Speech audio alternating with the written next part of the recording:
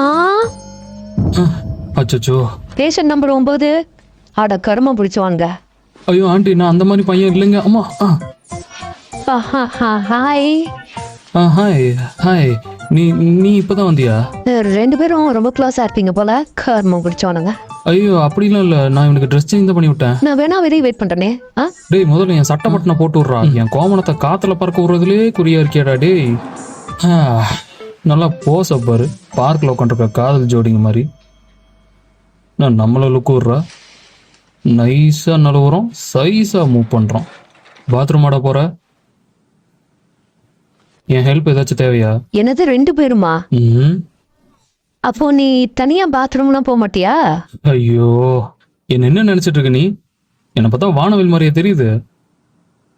இன்னும் கொஞ்ச நேரம் இங்க இருந்தா ஊரான் விட்டு நெய்யி என் பொண்டாட்டி கையின்னு சொல்லுவாங்க போல. நான் வரேன்டா.